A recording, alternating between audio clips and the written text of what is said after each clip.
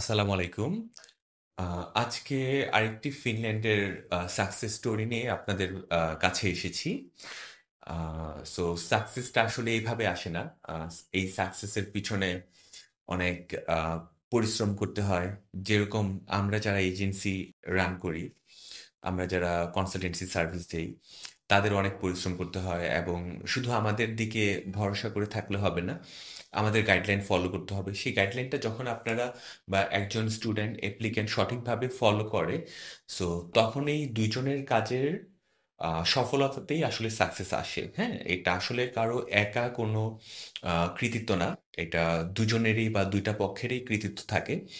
So এরকমই একটি success আমাদের মাঝে এখন এসেছে। সেটা হচ্ছে আকিব হোসেন ভাই।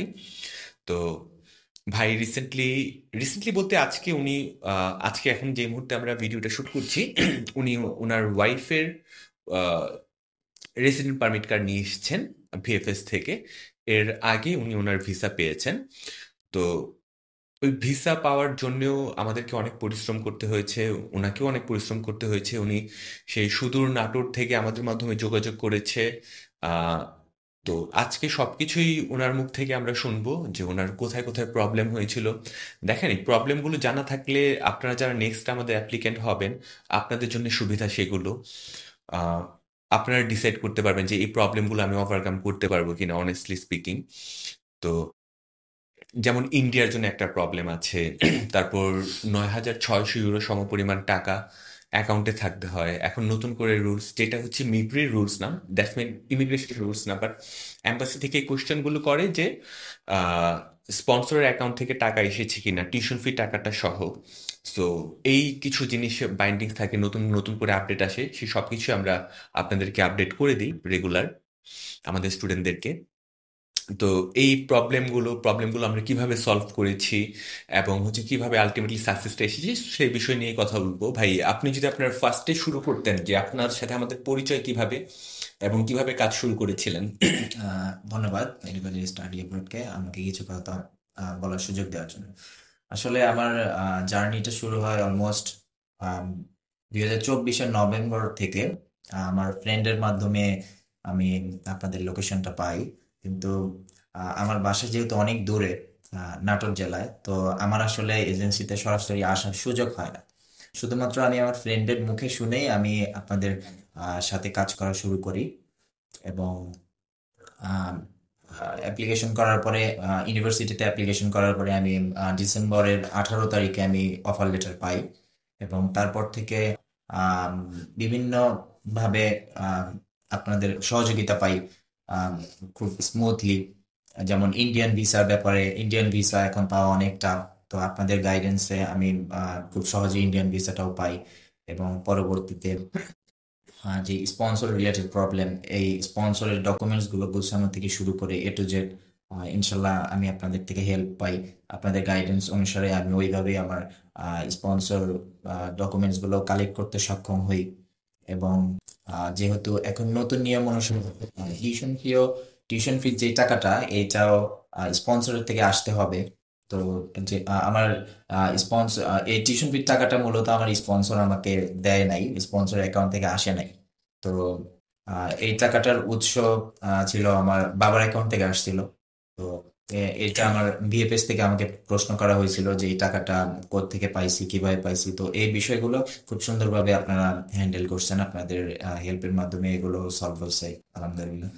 তো আমার ভিসাটা আলটিমেটলি আমি পাই জুন মাসের 2 তারিখে। এবং আমার ওয়াইফেরটা পাই জুলাইয়ের 30 তারিখে। তো হ্যাঁ, আমি আসলে আজকে আম, দুইটা কার্ডই নিয়ে আসছি, আমার আরবি কার্ড। তো ভাইয়াদের সাথে আহ, জুন মাসের 30 তারিখে, জুলাইয়ের 30 তারিখে না? আমারটা পেয়েছি জুনের 2 তারিখে, আর আমার ওয়াইফেরটা জুলাইয়ের 30 তারিখ।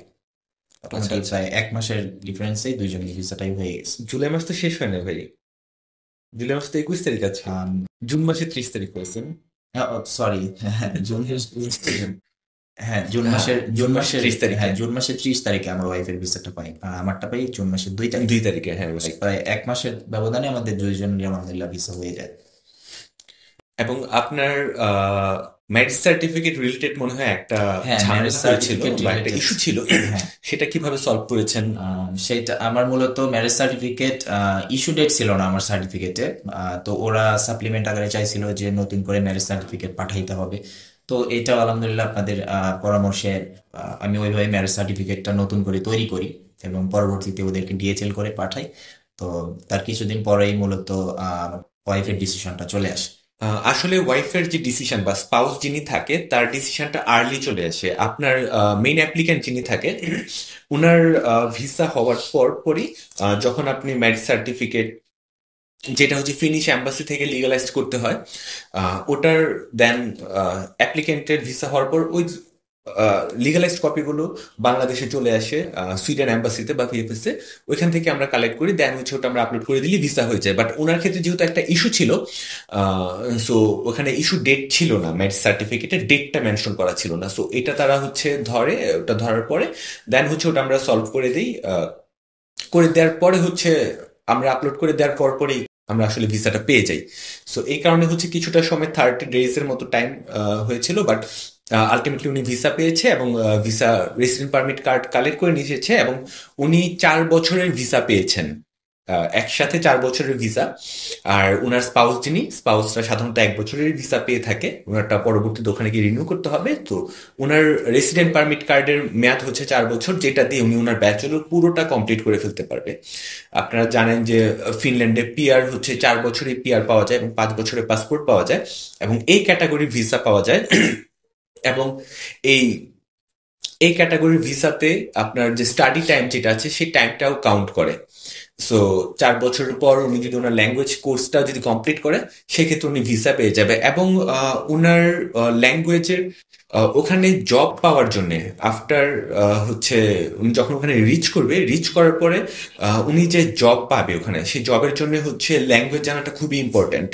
হ্যাঁ, সো ইউনিভার্সিটি কর্তৃক যে ল্যাঙ্গুয়েজের যে কোর্সটা, সেটা হচ্ছে আমাদের যে প্রিভিয়াস স্টুডেন্ট যারা যায় তাদের কাছ থেকে আমরা এগুলো কালেক্ট করে, এবং ইউনিভার্সিটি থেকেও আমরা অনেক সময় কালেক্ট করে এটা আমরা স্টুডেন্টদেরকে দিয়ে দিই, যেন তারা বাংলাদেশে বসেই ফিনিশ ল্যাঙ্গুয়েজটা শিখে ফেলতে পারে।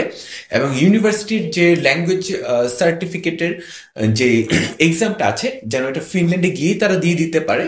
ওটা দিয়ে দিলে ওটা 5 ক্রেডিট 10 ক্রেডিটের কোর্স থাকে, ওই সার্টিফিকেট দিলেই জব মোটামুটি অ্যাভেলেবল তখন হয়ে যায়। সো ওই জিনিসটাও আমরা ওনাদেরকে প্রোভাইড করে দিই। সো এখনো হচ্ছে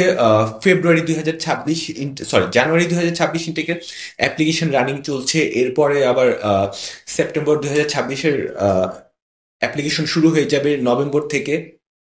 সো এখন রানিং আছে 2026-এর জানুয়ারি ইনটেকের অ্যাপ্লিকেশন। আপনারা যারা প্রসেস করতে চান স্মুথলি এবং এক্সপিরিয়েন্সড কনসালটেন্সি ফার্মের মাধ্যমে, সো আপনারা প্রসেস করতে পারেন। আমরা আমাদের সাথে কাজ করলে আপনারা বুঝতে পারবেন, আশা করি, আমাদের সার্ভিস কতটুকু। না করলে কখনোই বুঝতে পারবেন না। আপনারা অন্তত এদিকে নিশ্চিত থাকতে পারেন, আপনারা আমাদের সাথে কথা বললে বা আমাদের অফিস ভিজিট করলে আপনারা বুঝতে পারবেন আমরা ফিনল্যান্ড নিয়ে কতটুকু এক্সপিরিয়েন্স। ঠিক আছে, সো সবার জন্য শুভকামনা রইলো এবং ভাইয়ের জন্য শুভকামনা। এগুলো হচ্ছে ভাইয়ের রেসিডেন্ট পারমিট কার্ড, আর এটা হচ্ছে ওনার স্পাউসের রেসিডেন্ট পারমিট কার্ড। সো ওনাদের জন্য শুভকামনা রইলো এবং আশা করি ওনাদের সাথে আমাদের সম্পর্কটা সারা জীবনের। শুধুমাত্র উনি আমাদেরকে পেমেন্ট দিয়ে দিয়েছেন, আমরা সার্ভিস চার্জ পেয়েছি, ওনার কাজ ভিসা হয়ে গেছে, এই পর্যন্তই না, সারা জীবনের একটা রিলেশন থেকে যায়। আমার কিছুদিন আগে 2023 সালেরও আমার স্টুডেন্ট যারা হচ্ছে ফিনল্যান্ডে গিয়েছিল, ওরা ভ্যাকেশনে এসেছে গত পরশুদিন, ওরাও আমাদের অফিসে এসেছে, কথা বলেছে। এর আগে আমাদের ইতালি স্টুডেন্ট এসেছে, তার ইতালি থেকে যখন বাংলাদেশে আসে, সো সেও আমাদের অফিসে আসে। ডেনমার্কের স্টুডেন্টরা এখনো কন্টিনিউ, তাদের সাথে আমাদের কথাবার্তা হয়। সো আপনাদের সাথে আমাদের যে রিলেশনটা হবে এটা সারা জীবনের ইনশাল্লাহ। তারপরও আমরা ব্যস্ত থাকি, সবাই ব্যস্ত হয়ে যায়, কিন্তু রিলেশনটা সারা জীবনের থেকে যাবে। সো সবার জন্য শুভকামনা রইলো এবং যারা ফিনল্যান্ডে প্রসেস করতে চান খুব বেশি সময় না নিয়ে এবং লাস্ট ডেট অ্যাপ্লিকেশনের লাস্ট ডেট কবে, লাস্ট ডেট কবে, লাস্ট ডেটে অ্যাপ্লাই না করে ফার্স্ট ডেটে অ্যাপ্লাই করুন, তাহলে ফার্স্ট ফার্স্ট ভিসা পেয়ে যাবেন। উনি কিন্তু জয়েন্ট এক্সাম ওনার দিতেই হয় নাই, রাইট? জয়েন্ট এক্সাম এবং আমার ইউনিভার্সিটির আমি সবার আগে অফার লেটার পেয়েছি সেপ্টেম্বর সেশনে। এবং আমি মনে হয় এটাও বলেছিলাম যে আপনি আপনার যে স্পন্সর ডকুমেন্ট, আপনি যেদিন আপনি অফার লেটার পেয়েছেন সেদিন আমি বলেছিলাম যে আপনার ভিসা গ্যারান্টেড, এরকম একটা কিছু মনে হয়, রাইট? আপনার ক্ষেত্রেই তো? হ্যাঁ, বাই দ্য ওয়ে, ওনার স্পন্সর ছিল হচ্ছে অস্ট্রেলিয়া থেকে একজন ভাই, ওনার কাজিন। তো ওইখান থেকে অস্ট্রেলিয়া থেকে আবার বাংলাদেশের টাকা ট্রান্সফার করতে প্রবলেম হয়, সো এই ক্ষেত্রে ওনার দ্যাটস ওয়াই ওনার ভিসাটা পেতে কিছু জটিলতা হয় এবং টাইম লাগে, বাট পরবর্তীতে উনি স্পন্সর চেঞ্জ করেছে আমাদের পরামর্শে, এবং আমরা স্পন্সর ডকুমেন্টস দেখে আমরা বলেছি হ্যাঁ আপনি কোনো প্রবলেম নেই, এটা দিয়ে আপনি ভিসা পাবেন। সো আমরা আসলে আপনার ডকুমেন্টস দেখে, আমরা ডকুমেন্টস বুঝে আপনার সাথে কথা বলে আমরা আপনার ফাইল নিব, দেন আমরা প্রসেস করবো যেন আপনার ভিসাটা স্মুথলি হয়। সো সবার জন্য শুভকামনা এবং ভাইয়ের জন্য শুভকামনা। আজকে এখানে বিদায় নিচ্ছি। আল্লাহ হাফেজ সবাই, আসসালামু আলাইকুম।